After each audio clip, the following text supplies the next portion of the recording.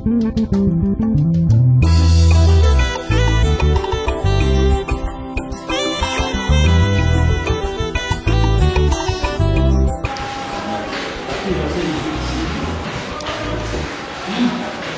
que les souffrances du temps présent ne sauraient être comparées à la gloire à venir qui sera révélée pour nous. Aussi, la création attend-elle avec un ardent désir la révélation des fils de Dieu. Car la création a été soumise à la vanité, non de son gré, mais à cause de celui qui l'y a soumise, avec l'espérance qu'elle aussi sera affranchie et la servitude de la protection pour avoir part à la liberté de la gloire des enfants de Dieu. Et Matthieu 13, verset 46. Alors il envoya la foule et entra dans la maison. Les disciples s'approchèrent de lui et dirent: explique-nous la parabole du livret du champ. Il répondit: celui qui sème la bonne semence, c'est le Fils de l'homme. Les champs, c'est le monde. La bonne semence, ce sont les fils du royaume. L'ivraie, ce sont les fils du malin. Apocalypse 14, verset 14. Je regardais et voici, il y avait une nuée blanche. Et sur la nuée blanche était assis quelqu'un qui ressemblait à un fils d'homme. Et sur sa tête une couronne d'or, et dans sa main une faucille tranchante. Et un autre homme sortit du temple, ayant dit une voix forte à celui qui était assis sur la nuée: lance ta faucille et moissonne, car l'heure de moissonner est venue. Car la moisson de la terre est mûre. Et celui qui était assis sur la nuée jeta sa faucille sur la terre. Et la terre fut moissonnée. Et un autre homme sortit du temple, qui est dans le ciel, ayant lui aussi une faucille tranchante. Et un autre ange qui avait autorité sur le feu sortit de l'autel et s'adressa d'une voix forte à celui qui avait la faucille tranchante, disant: lance ta faucille tranchante et vendange les grappes de la vigne de la terre, car les raisins de la terre sont mûrs. Et l'ange jeta sa faucille sur la terre, et il bandagea la vigne de la terre, et jeta la vendange dans la grande cuve de la colère de Dieu. Et la cuve fut coulée hors de la vigne, et du sang sortit de la cuve jusqu'aux morts des chevaux, sur une tombée de 1600 stades. Nous parlons de la moisson comme la continuité du plan de la rédemption, parce que le plan de la rédemption a été assimilé au plan de blé. Alors, nous sommes parvenus à voir la différence du 4e au 7e saut, où nous avons montré aux gens que Frère Branham a eu à traverser les 2 étapes. Dans ces 2 étapes, sous le 4e saut, il était un messager parmi les 7 qui ont commencé depuis le 1er saut. N'est-ce pas? Donc nous avons vu que les 3 messagers ont travaillé ici, le 4e messager sous le 2e saut, le 5e et le 6e messager sous le 3e saut, et lui l'aigle, étant que messager, sous le 4e saut. Et il a fait aussi comme eux. C'était le temps de la semaine. Alors, il a participé à ce temps-là de la semaine, comme tous les autres messagers. Mais nous avons vu qu'il devait quitter maintenant la semaine pour le 7e saut, qui est la moisson. Comme nous venons de dire, l'homme a vu une nuée blanche. Et quelqu'un qui était dans cette nuée blanche tenait la faucille tranchante, n'est-ce pas? Alors la faucille tranchante pour bandager la terre, c'était la moisson. Alors, c'est ce qui fait que tout le monde le sait.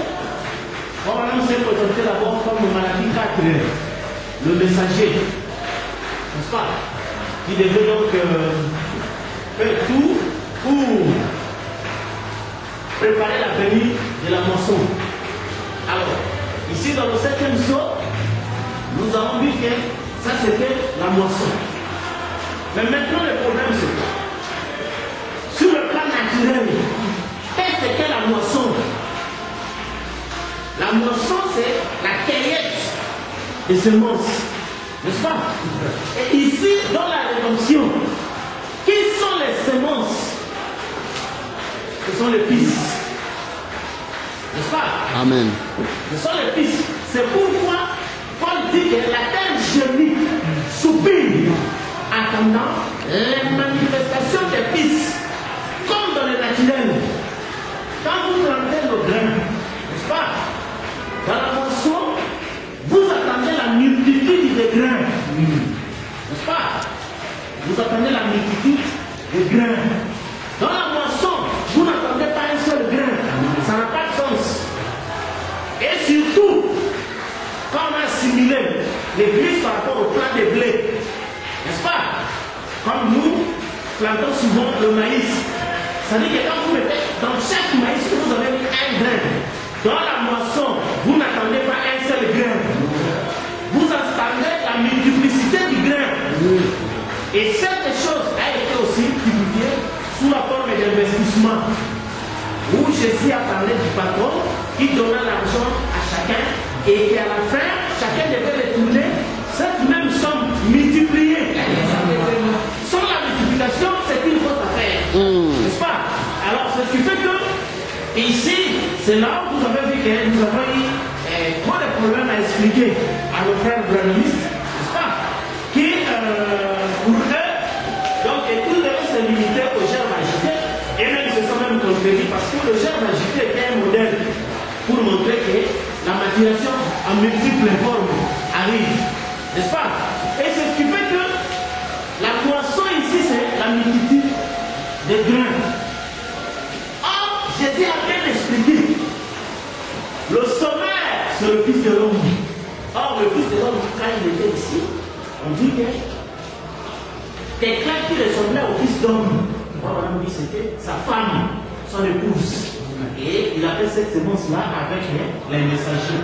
Nous avons vu que dans l'introduction, quoi Paul dit, Paul a sémé, n'est-ce pas? Apollo a arrosé, n'est-ce pas? Et puis le Saint-Esprit a fait croître. Et c'est ça le modèle qui était ici, où nous avons vu que Frère, pendant longtemps qu'il messager, il devait planter et les auxiliaires arrosaient, et puis le Saint-Esprit devait faire croître. Mais ici à la moisson, on ne plante pas, on n'arrose pas, on n'attend pas une croissance. C'est pas? Et c'est ce qui fait que la moisson ici, qu'est-ce qui est moissonné ici? Est-ce que c'est la terre ou la semence? Vous comprenez? Amen. Or, nous avons toujours dit que la race d'Adam était considérée comme une terre, n'est-ce pas? Mais la semence, c'est ça maintenant, cette représentation ici. Donc, Frère Abraham nous dit que la femme au puits, quoiqu'elle vivait dans cette vie, mais elle avait la représentation de l'éternité. N'est-ce pas? Et c'est ça la bonne semence. Ça, c'est la terre. C'est pourquoi dans la même terre, ça dit les humains. N'est-ce pas? Vous trouvez un humain ici, en lui est planté une bonne semence. Vous trouvez un autre humain, une mauvaise semence. Et nous savons que comment cela est venu. Et par le mystère de l'organe. Amen. Nous avons vu dans l'application, j'ai restauré, que quand les serpents séduisent la femme et qu'il y a eu la naissance de Caïn et Abel, des autres esprits sont venus sur la terre. N'est-ce pas? Et c'est là qui a permis, parce que la bonne semence, c'était ce que Dieu avait fait. Sa semence, c'était l'homme de Genèse 1, verset 27. C'était ça la semence de Dieu. Et sa terre, c'était Adam. Et il prit l'homme de Genèse 1, 26, il le plaça dans la terre Adam. C'était la bonne semence. N'est-ce pas?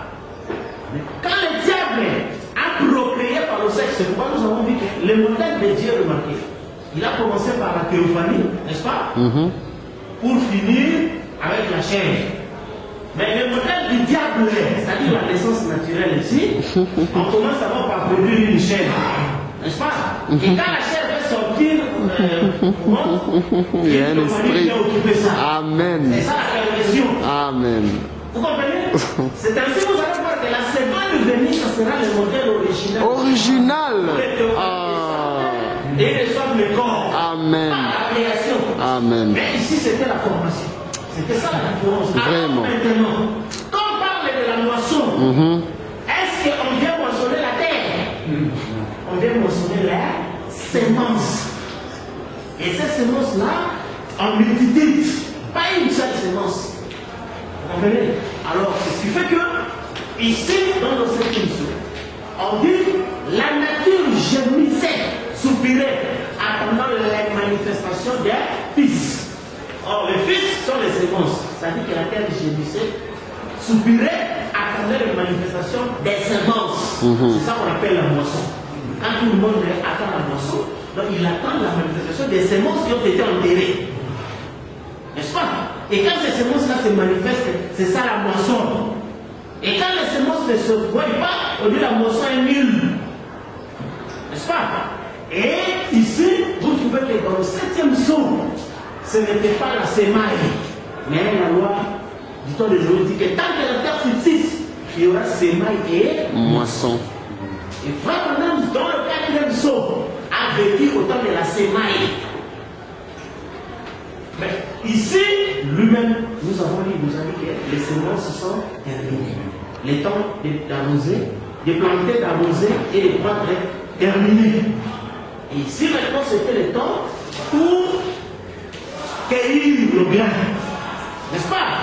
Or, par rapport au grain, nous savons ce que Jésus a dit. Je ne sais pas. Dans Jean 12. Ce que Jésus a dit dans Jean 12, il dit ceci. Tout le monde le sait très bien, mais on devra répéter ça pour.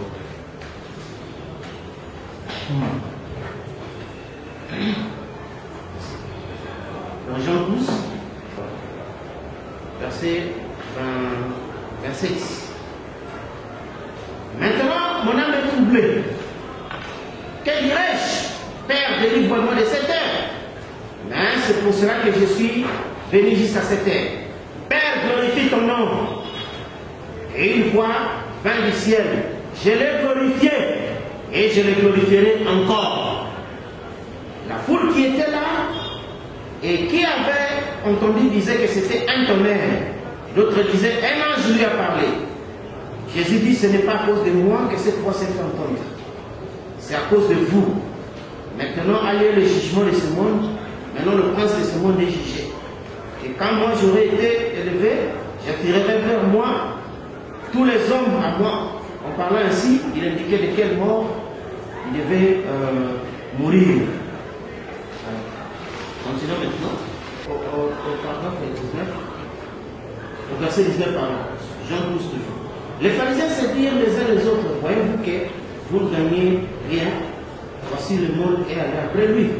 Quelques Grecs du nombre de ceux qui étaient montés pour adorer pendant la fête s'adressèrent à Philippe de Bethsaïda en Galilée et lui dirent avec instance, Seigneur, nous voudrions voir Jésus. Philippe alla le dire à André, puis André et Philippe le dire à Jésus. Jésus leur répondit, l'heure est venue où le Fils de l'homme doit être glorifié. Quand les plaies sont venues. L'heure est venue où le Fils de l'homme doit être glorifié. En vérité, je vous le dis, sur les grains de blé qui est tombé en terre, mais il reste seul. Mais sur le mer, il porte beaucoup de fruits. Celui qui aime sa vie la perdra, celui qui aime sa vie dans ce monde la conservera pour la vie éternelle. Si quelqu'un me sert et qu'il me suive, et là où je suis, là aussi sera mon serviteur. Si quelqu'un me sert, le Père m'honorera. Maintenant, mon âme est troublée. Et que dirais-je? Père, délivre-moi de cette heure. Mais c'est pour cela que je suis venu jusqu'à cette heure. Père, glorifie ton nom. Et il voit fin du ciel. Je l'ai glorifié et je le glorifierai encore. N'est-ce pas? Parce que c'était un alignement comme ça. Ça veut dire que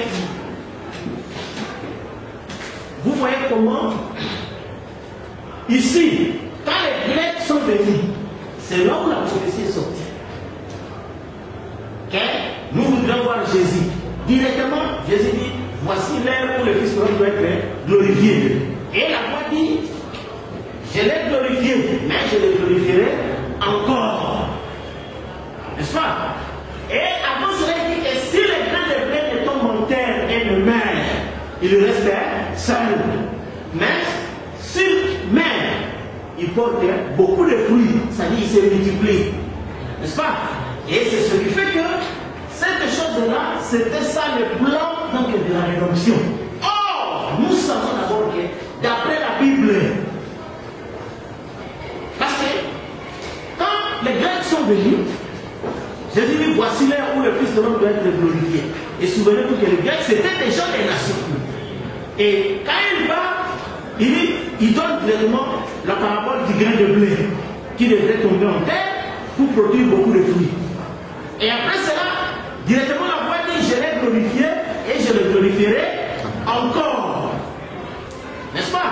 Or, nous savons que Paul a prophétisé, avant de continuer, sur cette même chose qui devait être glorifiée.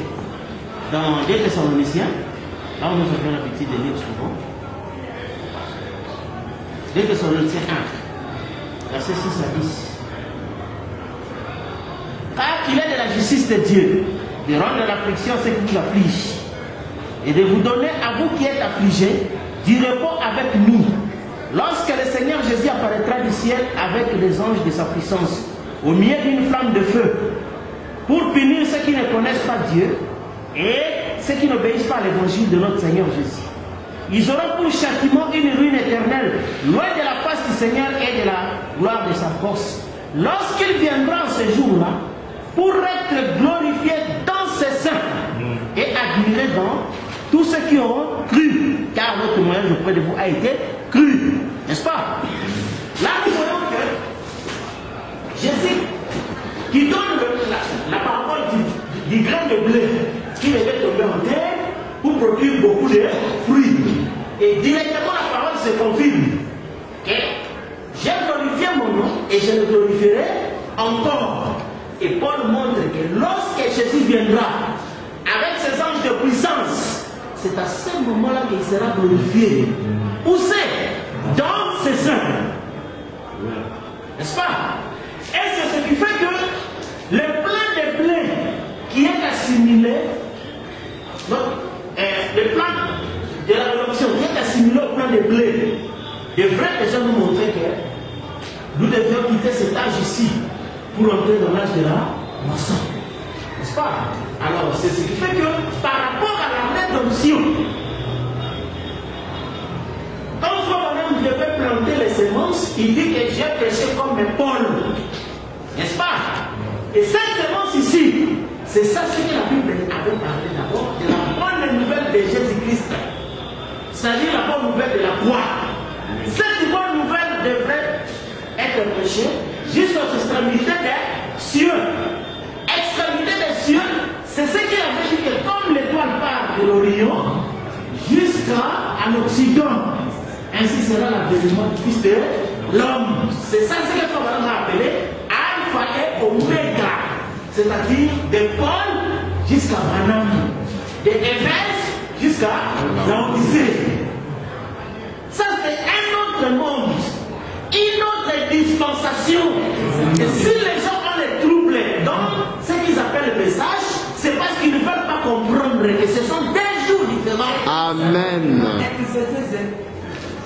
Comme l'étoile est partie de l'Orient à l'Occident, c'est ça, 24 heures. N'est-ce pas? Amen. Et quand on dit au milieu de la nuit, il voit qu'il voici le coup. Il faut dire c'est Malachie 4. Amen. Parce que dans la loi du fuseau horaire, à minuit, c'est là que l'ouest et l'est se rencontrent. N'est-ce pas? C'est là où vous avez la brèche entre l'ancien jour et le nouveau jour. Amen. Et comme Esaïe avait parlé que le Messie devait être loin pour 2 jours, un jour de grâce et un jour de vengeance. Or, le jour de grâce a commencé ici jusqu'au 4e saut. C'est là où Paul a dit que, n'est-ce pas? Le dernier ennemi qui sera détruit s'appelle la mort.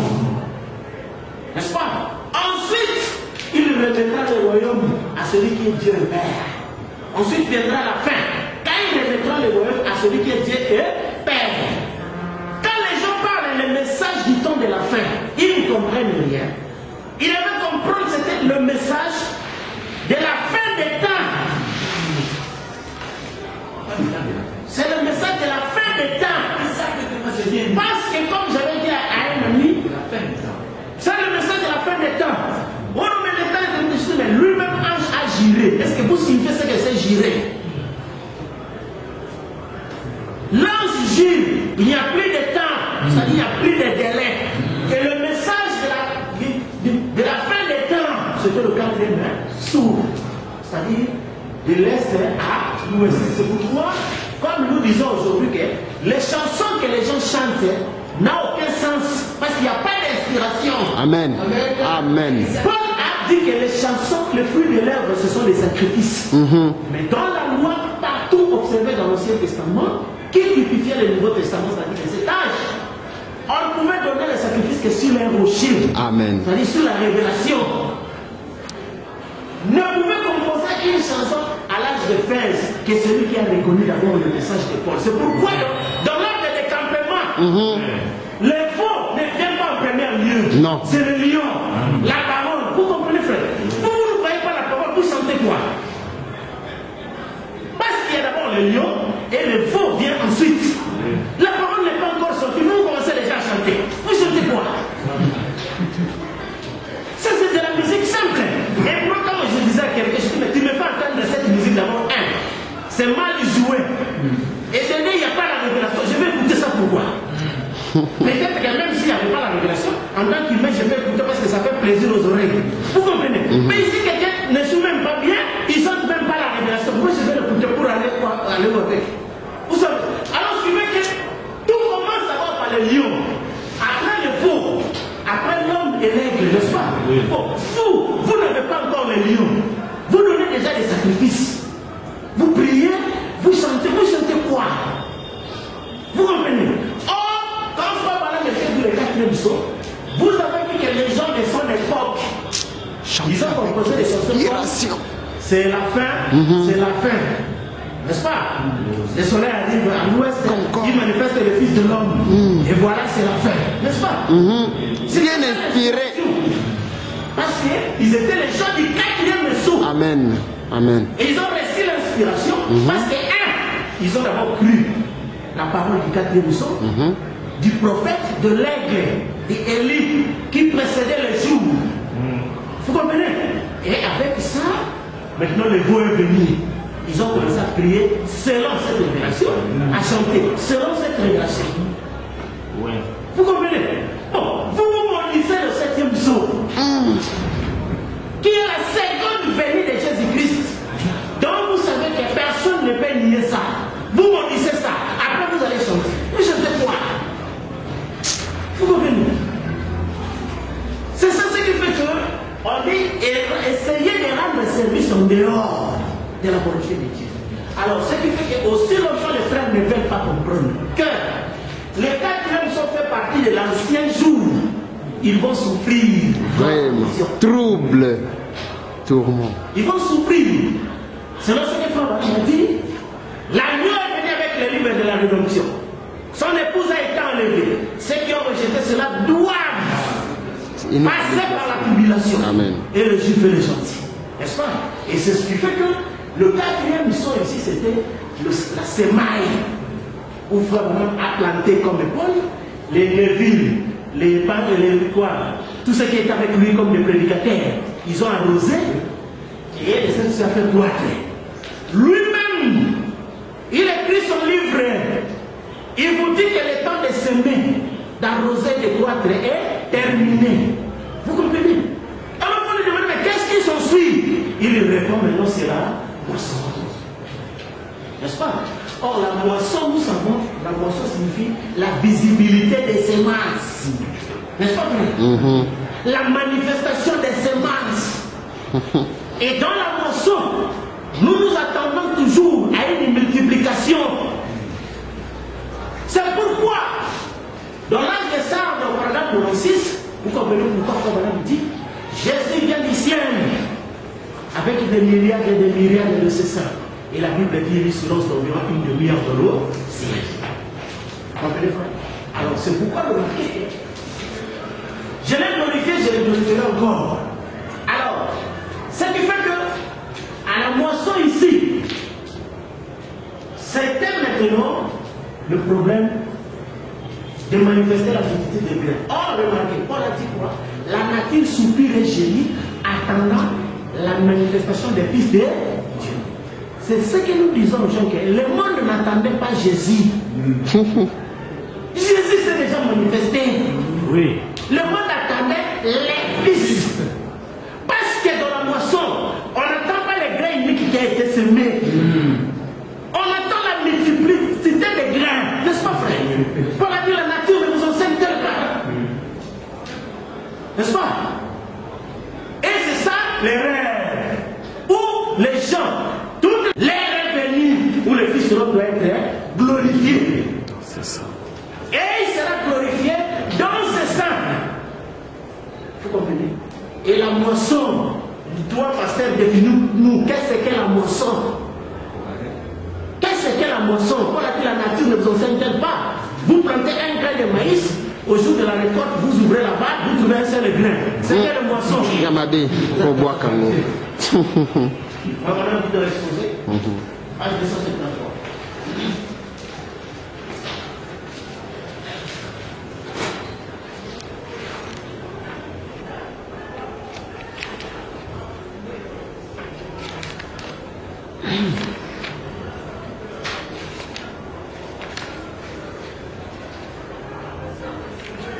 Page 273, exposé des âges.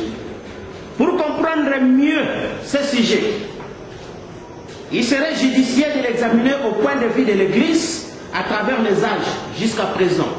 Jusqu'à présent, nous avons parlé des personnes dont le nom serait effacé. Nous allons maintenant considérer non plus les personnes, mais les groupes représentés dans l'Église.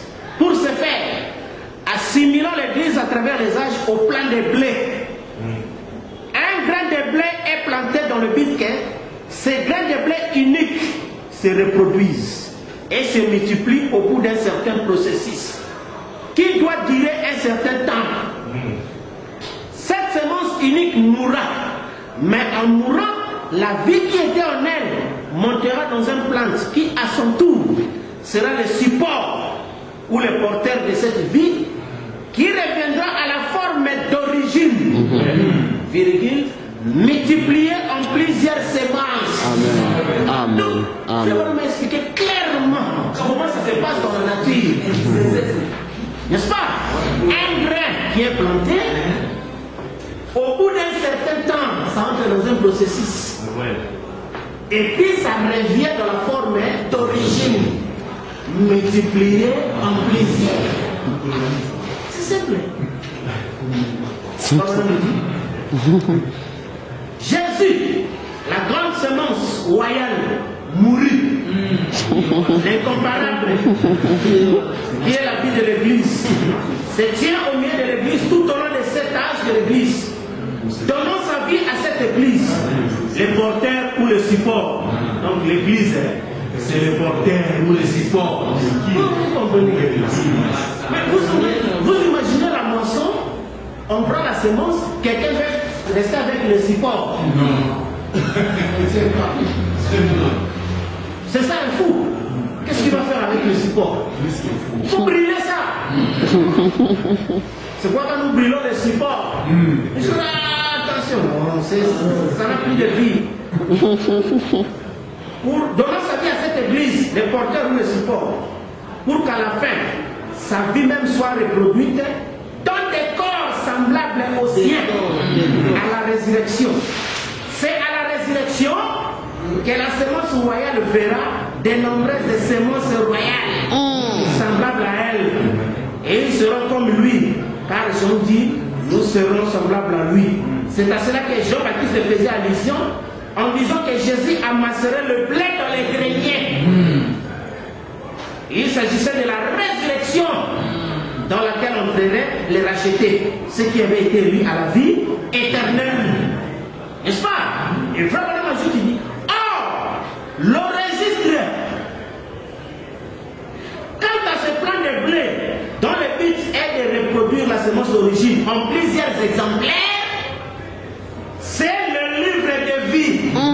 Donc le livre de vie dont Jean parle de livre de vie, c'est le registre de la semence unique qui consiste à devenir en plusieurs. C'est ça le livre de vie. Frère Madame dit, je répète, l'histoire ou le registre de ce plan de blé, c'est le livre de vie. Et une partie de ce livre est la vie, et la vie est le registre de la vie éternelle. Une section de livre de vie. On en sera convaincu si on examine le plan de blé. On sème une graine nue, bientôt paraît une pousse, mais ce n'est pas encore le blé. Ensuite, une tige se forme. Mais ce n'est toujours pas le blé. Mais la vie est dans. La vie est là, mais non le blé. Ensuite, apparaît le bout du tige. Une petite pointe, d'où surgit une aigrette. C'est bien un plant de blé, mais il n'y a toujours pas de bleu. Alors la plante est fécondée par le pollen. Et nous voyons croître la balle. Cela a vraiment l'air d'être du blé, mais il n'y a pas encore la semence. Enfin, le blé se forme dans la balle. C'est alors qu'il est revenu à la forme d'origine. Alors le blé, arrivé à maturité, est moissonné. Vous voyez? Jésus-Christ est mort. Il a donné sa vie. Cela devait revenir sur l'Église et conduire à la gloire par la résurrection des nombreux fils semblables à lui.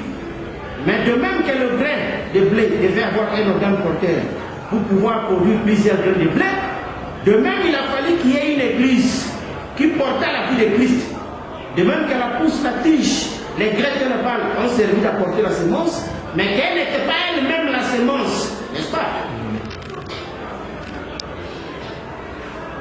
Ainsi, le corps de l'Église, à travers les âges, a-t-il été là pour porter la vraie semence, bien qu'elle n'était même pas la semence. C'est pourquoi nous pouvons dire que le livre de vie représente le plan de blé dans sa totalité. Vous voyez?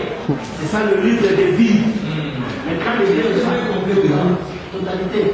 C'est pourquoi nous confirmons cela, parce que nous avons l'habitude de lire dans Christ est la version du mystère de Dieu, dans la tradition des fondations Shekinah, 524, au paragraphe 524.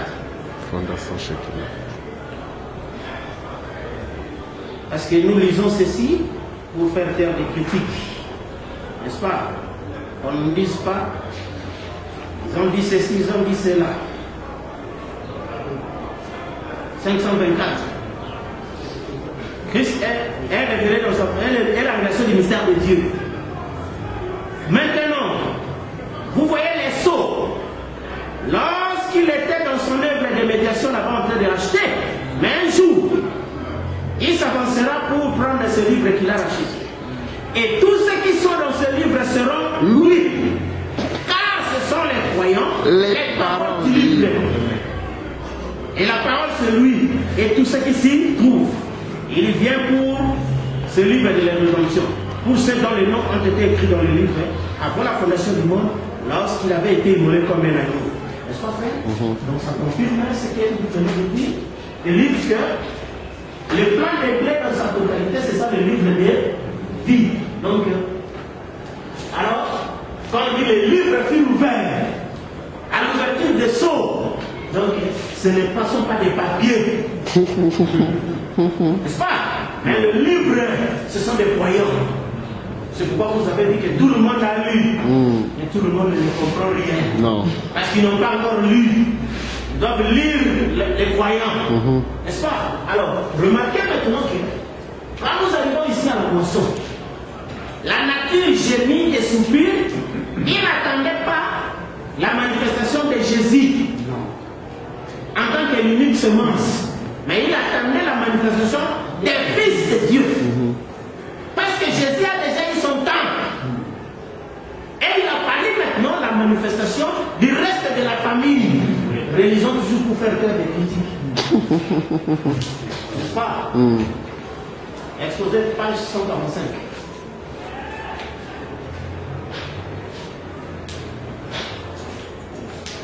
C'est pourquoi, de même, les Juifs ont manqué parce que les Juifs attendaient Jéhovah. Ils n'ont pas su que Jéhovah a eu sa manifestation à Mont Sinaï. Jéhovah a préparé la venue du Fils. n'est-ce pas? Qui était Jésus. Et c'est ce qui fait que les gens du Nouveau Testament attendent Jésus, oubliant que Jésus a préparé le chemin pour l'épouse. Parce qu'il était le grain unique. On va lire tout ça pour faire des critiques. Page 145, exposé des âges.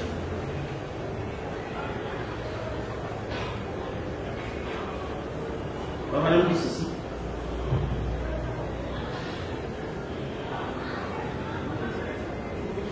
On peut lire beaucoup de choses, mais je commence même à lire là.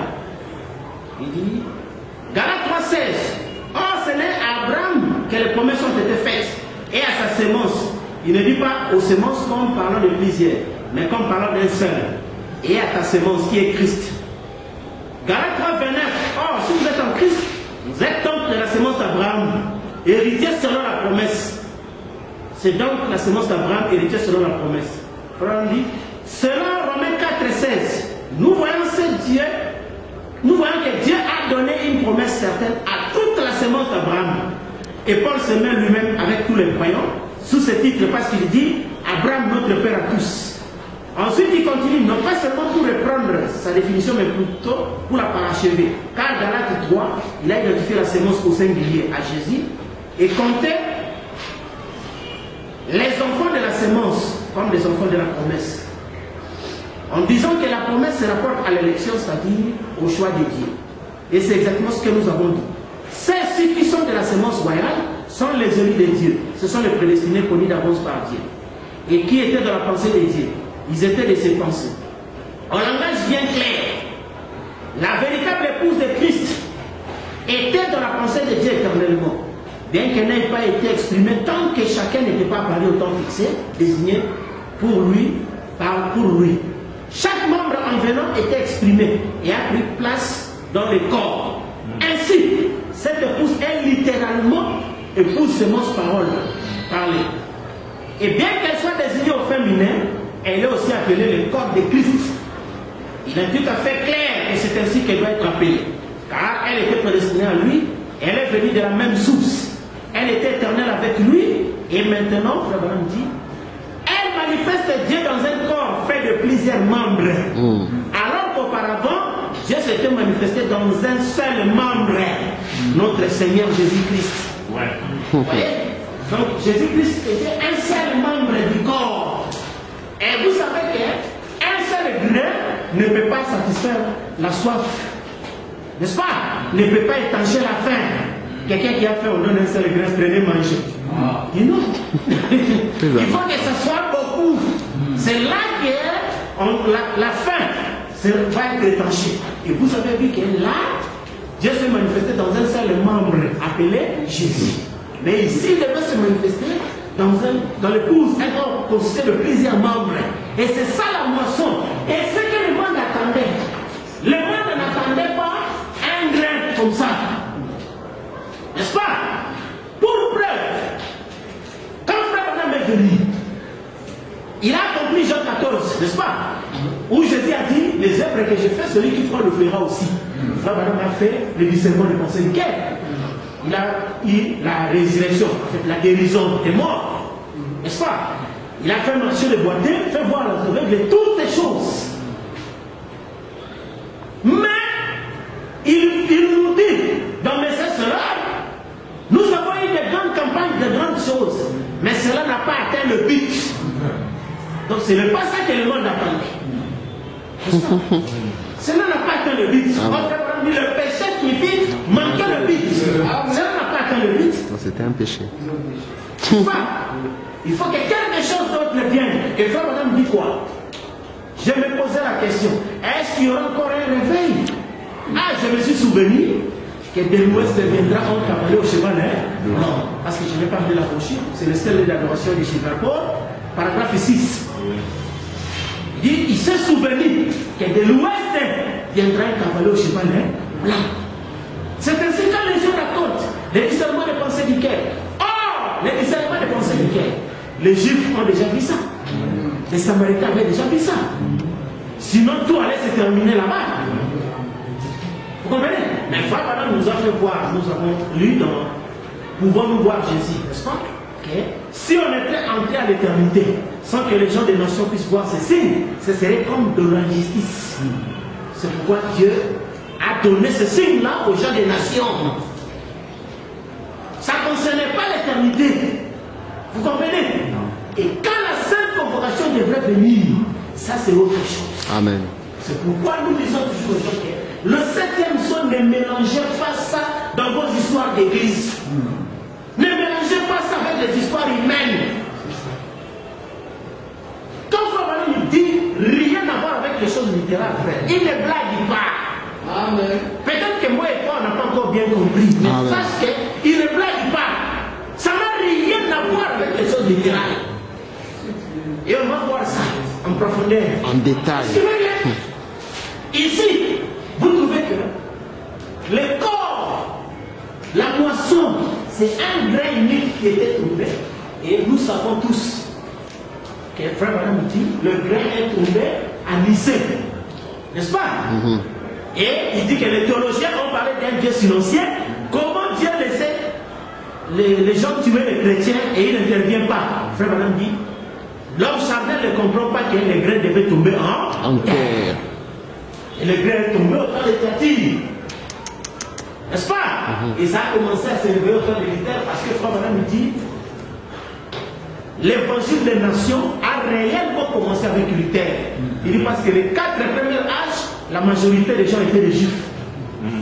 Mais c'est avec Luther que réellement Dieu a commencé à traiter avec les nations. Et ce qui fait qu'on a eu Luther, Wesley, la Pentecôte et William Branham est venu comme la brèche entre le âge et l'éternité, le 7e son. Vous comprenez, frère? Alors, ce qui fait que, ici dans la moisson, comme nous avons vu, la moisson maintenant c'est la séparation ou la sémence dit à Dieu à la balle. N'est-ce pas? Et auquel on nous a dit, la sémence ne rit pas avec la balle. Vous voyez que les fils de Dieu disent adieu à l'église. Voilà que c'est l'église qui les a portés. N'est-ce pas? L'église qui les a choyés, qui les a fait tout. Mais il dit adieu à l'église. Parce que l'église était le support. N'est-ce pas? Était juste le porteur. C'est pourquoi nous ne sommes pas des catholiques. Les catholiques voulaient ce que Jésus puisse avoir une reconnaissance envers Marie et Marie soit élevée à un niveau adorable. Mais Jésus lui appelait femme. Qui est-il entre moi et toi?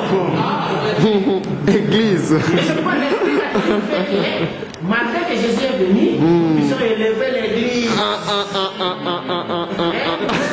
Des mariolâtres. C'est pourquoi nous disons à l'église, qui a-t-il entre nous et l'église? Vraiment. Qui a-t-il entre nous et le pasteur? Qui a-t-il? Rien à voir. Vous comprenez? Et c'est ça ce que Frère Branham dit, que quand Jésus viendra, nous n'aurons pas besoin de messagers. Qu'en est-il d'un pasteur? Bon, si on n'a pas besoin de messagers, et toi un diacre, pourquoi on avait quoi? Les gens les gens qui étaient venus ici, nous les avons baptisés. Et tout ça, c'est la même passée charnelle de Marie. Moi et ton père t'avons cherché. Il a beaucoup dit. En disant, moi et ton père t'avons cherché. Il dit, c'est nous qui t'avons nourri, qui t'avons fait ceci. Il dit, femme. Il appelle sa maman femme. C'est compris. Qui a-t-il entre moi et toi? Quel rapport? Et c'est ça la mission. La même chose. Et ce qui fait que, ici, quand nous avons le ministère du chou, donc c'est à Dieu la sémence. Amen. À Dieu le porteur. Amen. Et c'est ce qui fait que, dans certaines choses où la multitude arrive, d'abord, je vais ajouter une citation dans les temps de la moisson. Pour montrer d'abord ce que nous avons dit que le monde attend et soupire. Je me sens qu'attendant les manifestations des fils. N'est-ce pas? Parce que le monde n'attendait pas Jésus, mais il attendait le fils. Dans la prédication des temps de la moisson, on va dire ceci. Alors, par là, poisson et un. On va dire ceci.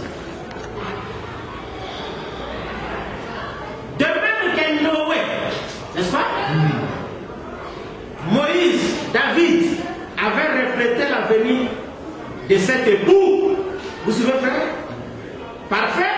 De même, Luther, Wesley et la Pentecôte ont reflété la venue d'une épouse parfaite. C'est-à-dire, David, Moïse étaient les types de l'époux parfait, Jésus-Christ. Luther, Wesley, Pentecôte typifiaient l'épouse parfaite. Pendant qu'on s'en est le temps de la moisson. Vous comprenez? Donc tout ça, c'était les hommes. Mais jusqu'aujourd'hui, les gens veulent nous conduire au message de Wesley, au message de la Pentecôte, et ainsi de suite. Mais toutes ces choses-là étaient le reflet, n'est-ce pas, de ce qui devait arriver de l'épouse parfaite. Alors, c'est ce qui fait que dans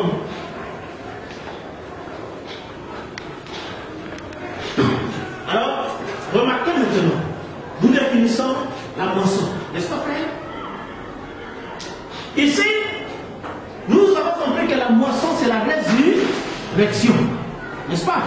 Parce que Frère Branham nous dit, quand le grain est tombé, il revient à la forme originale, multiplié en plusieurs. Et c'est à la résurrection que la semence royale d'Abraham verra d'autres semences royales semblables à lui.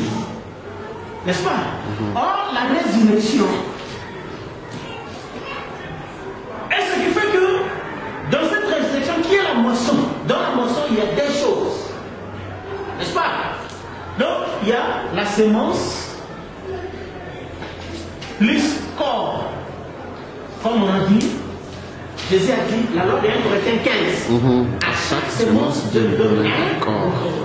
Parce que nous avons vu que quand le grain est enterré, le corps est pourri, la vie est restée, mais cette vie devient invisible. N'est-ce pas? Et quand la vie se multiplie, cette vie revient et revêtue du corps nouveau. N'est-ce pas?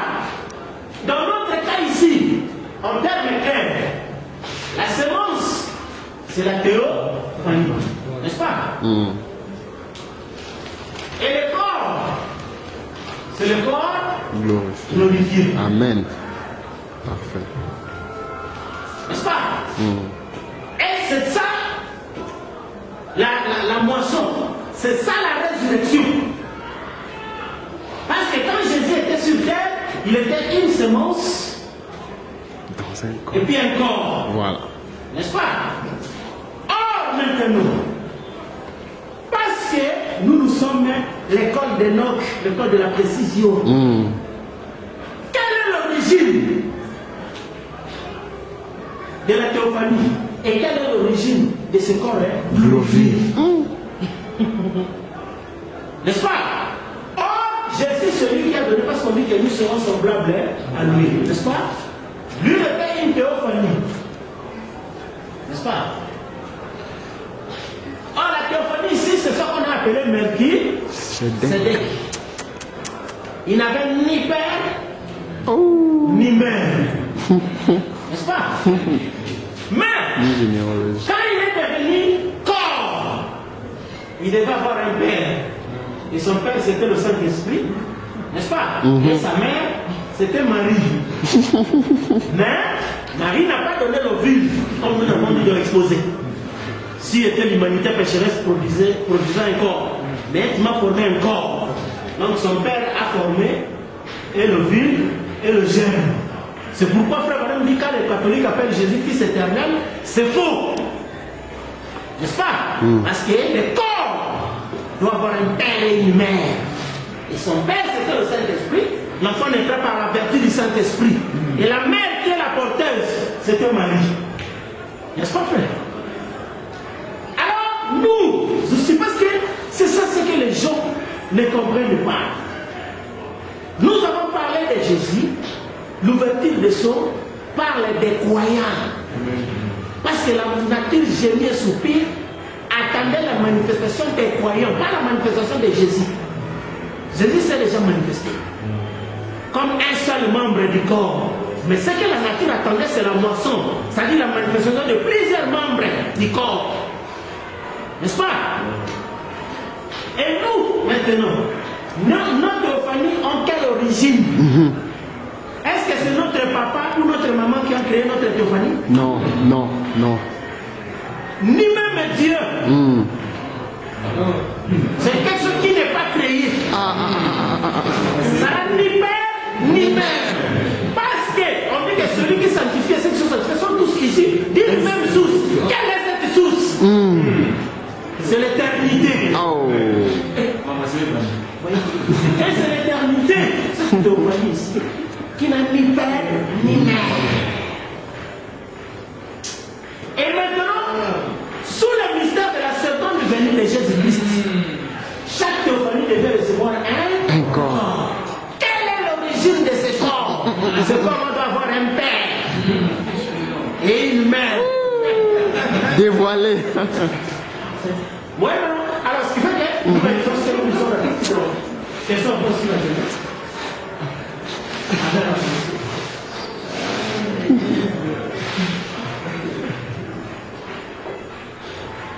Et donc, les citations que nous avons lire dans Question aussi la jeunesse, 86-87.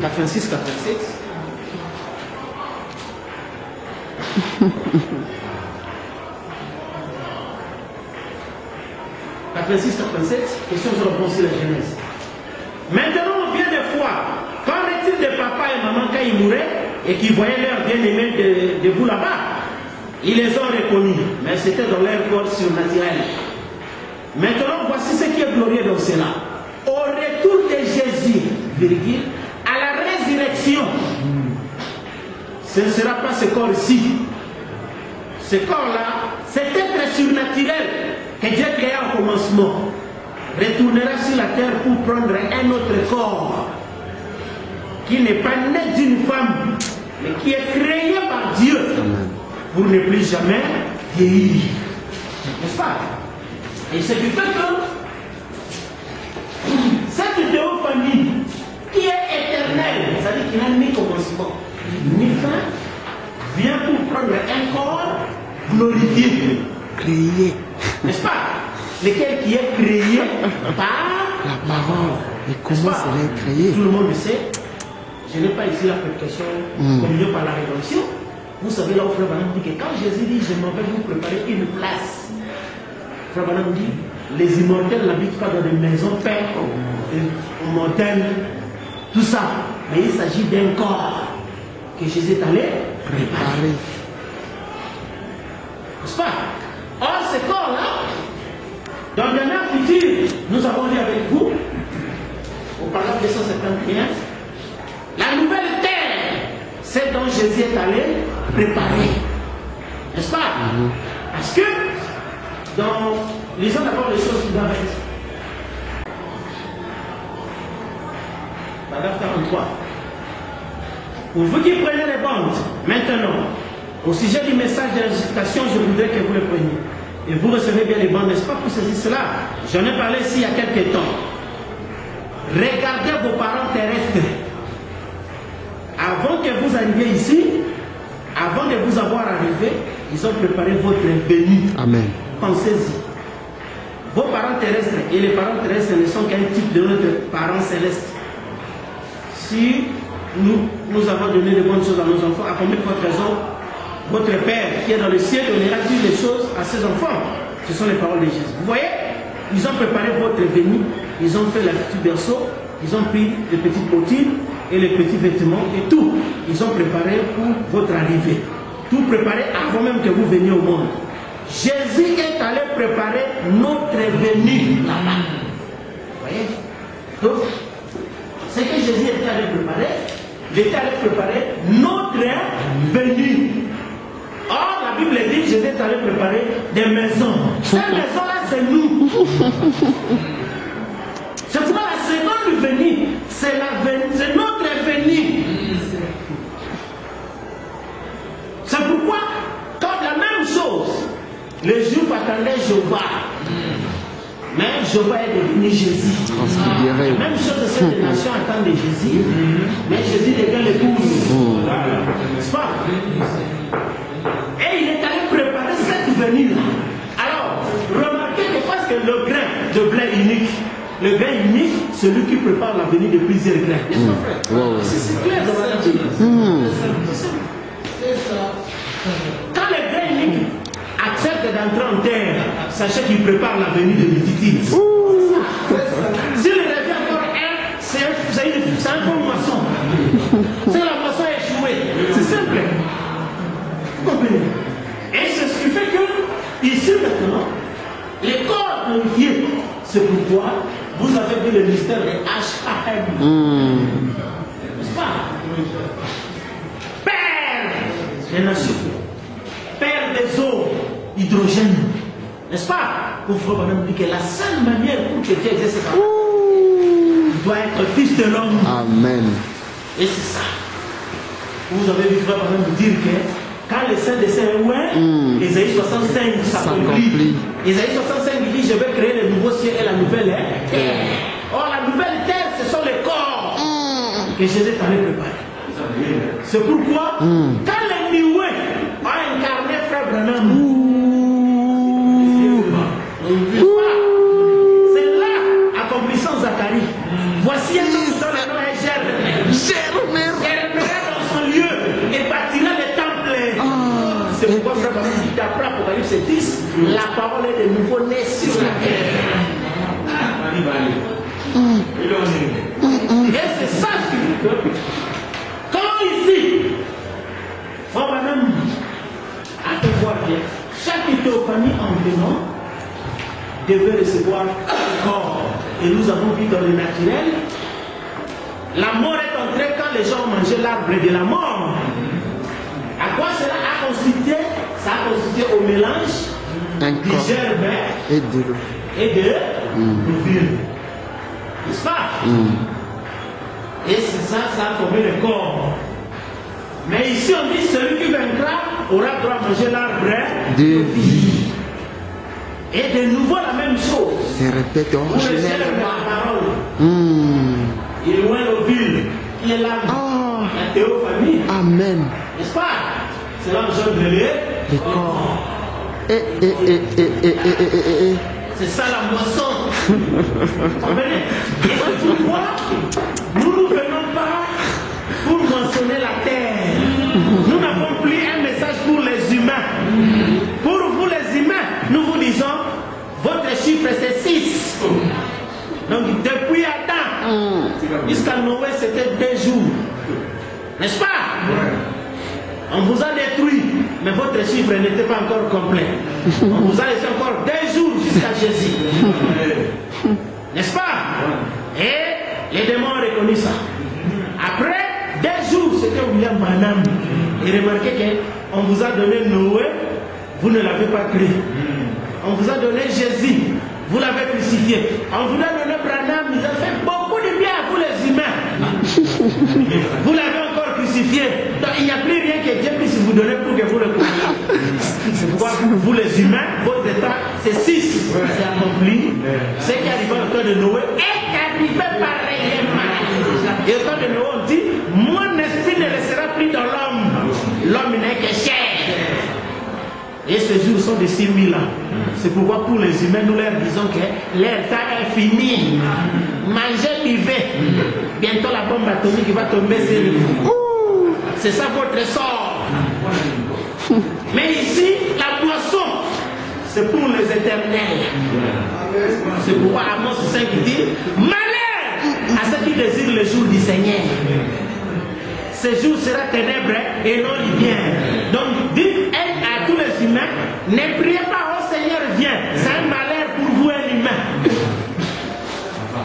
Parce que quand lui vient, vous, votre jour est terminé. Vous vous rappelez ce que Frère Branham nous dit quoi? Quand il parlait à langue, cela n'a pas annoncé qu'il y a un réveil qui vient parmi les humains, mais tous les programmes des humains arrivent à la...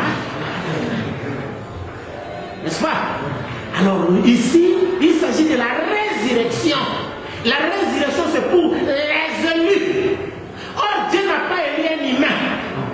Dieu a élu la sémence. N'est-ce pas? Et ce sont les sémences qui sont concernées dans la seconde vie. Vous comprenez? C'est pourquoi quand on parle de fils de Dieu, frère, ce n'est pas ces démons ici. Ce corps ici démoniaque. Comme nous disons aux gens, nous l'avons dit la fois dernière, que le corps humain ici, c'est un objet de colère devant Dieu. Oui. Parce que lui, il avait fait la création, le diable a fait la procréation. Oui. Mais nous avons vu que ce qui a toujours couvert ce corps, c'était le mystère du sang. Vous comprenez? Et quand nous sommes arrivés à la fin, que le sang n'est plus là, le corps ici, donc l'autre dans sa phase de colère. Vous comprenez? C'est pourquoi il est abandonné. Alors, mais le corps glorifié par la résurrection, comme frère quand même l'appelle dans l'union invisible, n'est-ce pas? Ce corps ici vient quand les saints de ces quand les saints de ces Ésaïe 65 s'accomplit. Je vais créer le nouveau ciel et une nouvelle terre. Mon frère Madame me dit, la nouvelle terre, c'est celle dont Jésus était allé préparer. Parce que ça, c'est l'ancienne terre. Et cette ancienne terre est venue comment? Un homme a donné le germe, une femme a donné l'ovule. C'est ça qui a donné le corps, l'ancienne terre, n'est-ce pas? Et nous avons vu le mystère de l'arbre de la mort, dont le corps est produit derrière cette mauvaise joie. Et ici, dans le spirituel, l'arbre de vie, n'est-ce pas, qui est la réjouissance du Saint-Esprit, fait que la théophanie reçoit le germe. Et les deux se rencontrent et produisent un corps. Et ce corps-là est sans tache, ni ride, ni rien de semblable. Donc c'est la sainteté pure. Comme la sainte convocation vient, une époque sainte vient. Frère Branham dit, il n'y aura pas de manipulations humaines lors de la naissance virginale de l'épouse. Parce que même la naissance virginale de Jésus a connu un peu d'humanité parce que le corps de Jésus mangeait la nourriture que Marie aussi mangeait. N'est-ce pas? Et c'est pourquoi ce corps-là devait finir par la mort. C'était sacrifié. Mais le corps qui est né d'Apocalypse 10 ne connaît rien d'humain. L'ovule divin, le germe divin, sans contact avec l'humain. Et cela produit un fils. Vous comprenez? Et c'est ce fils-là qui est venu exercer le jugement. Vous comprenez, frère? Et c'est pourquoi la boisson ici, on dit qu'il n'y aura pas d'imitation. C'est pourquoi les gens imitent tout ce qu'ils veulent. Est-ce que vous les avez entendus essayer même de parler sur la nouvelle terre? Ils ne connaissent même pas. Parce que même l'ancienne terre ici, les gens ne savent même pas l'origine de l'ancienne terre. N'est-ce pas? Ils ne connaissent même pas l'origine de l'ancienne terre ici. Et quand même, pour votre raison, la nouvelle terre. Vous comprenez? Alors, c'est ce qui fait que lors de la moisson ici, nous entrons dans la moisson. Donc, le temps de s'aimer, d'arroser est fini. C'est-à-dire quoi? Le fils qui est né d'Apocalypse 10, n'essayez pas de lui amener vos messages de la croix. Donc, il n'écoute même pas ça. Il n'écoute même pas ça. Il ne connaît pas ces choses-là parce que lui, il est sans péché. Il n'a jamais péché, il n'a rien. Moi, c'était pour le pécheur. Et c'est ce qui fait que il est là, c'est ici de la moisson. Donc il n'a rien à voir avec les choses littérales ou quoi que ce soit. Vous comprenez? Parce que c'est ça là, la moisson.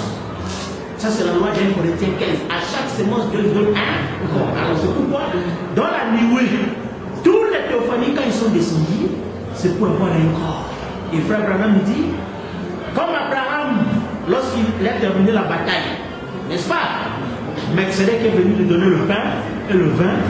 C'est ce qui a été promis à chaque semence d'Abraham à la fin de la bataille. Il devait avoir le pain et le vin.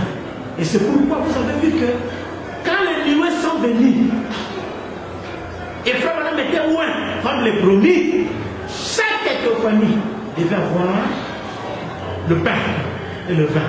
N'est-ce pas? Le pain et le vin. Et c'est ça qui a fait de lui un fils. Vous comprenez?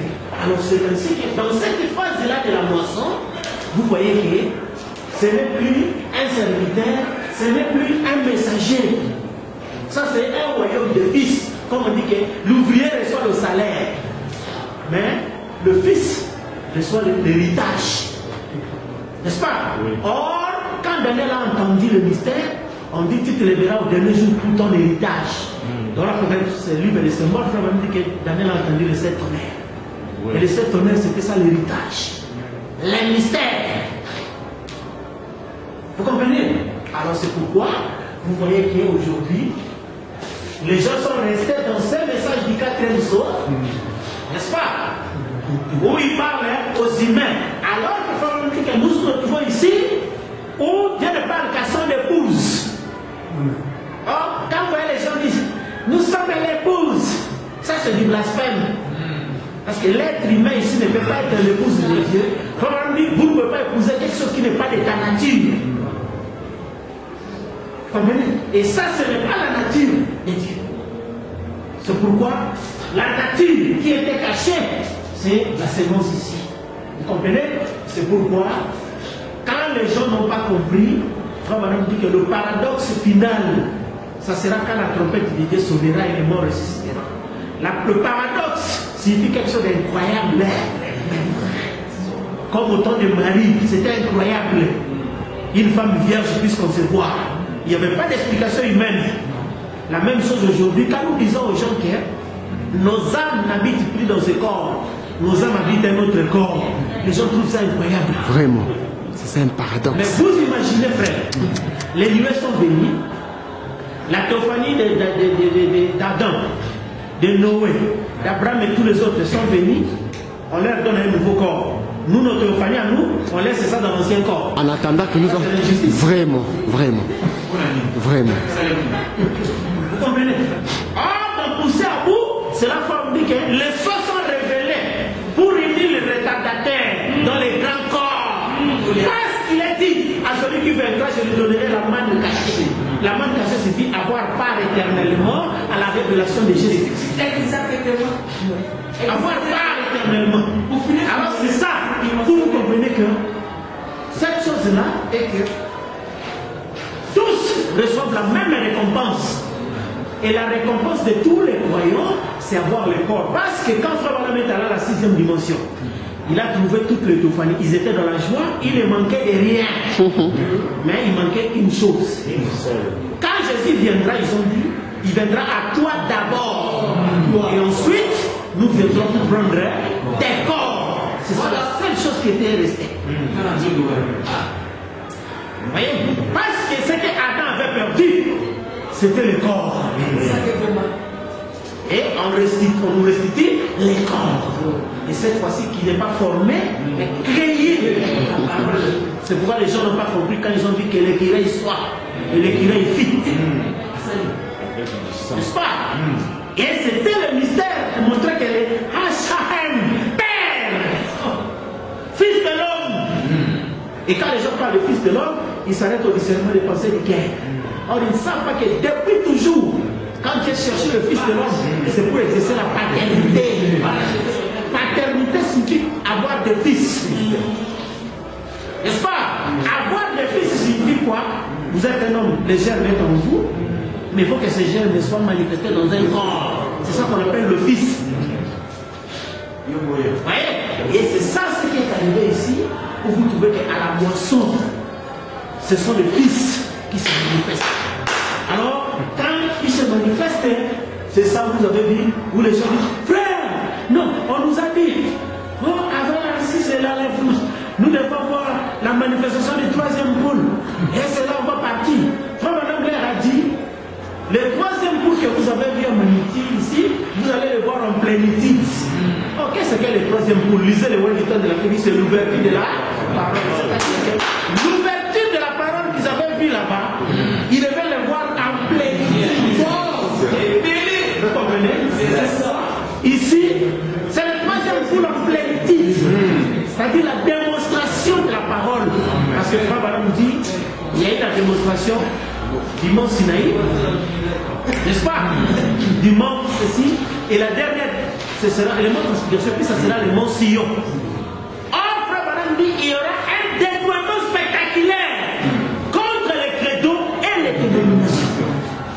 C'est ça les démouillements spectaculaires. Vous comprenez? Où nous sommes là et nous disons toujours que s'ils veulent qu'ils rassemblent les mondes entiers et qu'ils viennent nous poser des questions. Et il verra ce qui a été prophétisé, que nous devons avoir, nous aurons des réponses à toutes les questions que nous cachons pour la commission. Vous comprenez? Et c'est ce qu'on a dit aux gens, que tous les miracles qui ont été faits par Jésus ont été faits davantage par William Branham. Le monde ne l'a pas créé. Quelle est la chose que vous allez faire pour faire croire aux gens? Le jugement, c'est par la parole, c'est-à-dire la démonstration de la parole. Chose qu'on ne peut pas imiter. Parce que tous les temps peuvent être imités. Mais sauf la révélation de la parole. Sauf la révélation de la parole. Chose qu'on ne peut pas imiter. Alors, c'est ce qui fait que ici, la moisson, c'est ça. Vous comprenez? Donc, les semences ont revêtu le corps. C'est ça la moisson. Et pas le corps créé par la femme. Créé par Dieu lui-même, par la parole. Et c'est là, littéralement, quand le sein était ouais. Et je crois que tout le monde sait ici comment Frère Branham nous a fait voir que si Einstein avait l'application spirituelle sur les principes de la lumière, ils allaient nous dire beaucoup de choses. N'est-ce pas? Et Einstein a vu qu'un centre de lumière, si quelqu'un entre en contact, il peut venir créer. Et un frère a vu un visage dans le soleil. Il dit, Frère Branham, qu'est-ce qui fait un visage dans le soleil? Il dit, c'est l'adoption du fils. Et quand le soleil, la lumière vient, Frère Branham montre en contact avec cette lumière. Et quand il est descendu, il a reçu une puissance illimitée, incriée. Or, Einstein n'a pas su interpréter la loi de la lumière. N'est-ce pas? Il s'est limité dans le naturel, dans la théorie de la relativité. N'est-ce pas? Où il a fait voir aux humains que la masse, c'est l'énergie au repos. Au repos, ça c'est vrai. L'énergie, c'est la masse en mouvement. N'est-ce pas? Et c'est ça, c'est que nous comprenons aujourd'hui, que toute l'énergie qui était entrée à Frère Branham formait une masse, un corps. Et quand cette masse-là, le corps, commençait à parler, distribuer l'énergie, vous voyez? Et quand vous recevez l'énergie en vous, ça se repose, ça devient matière. Et quand vous commencez à parler, cette matière se transforme en énergie. Et c'est ça l'explosion, l'expansion de l'univers.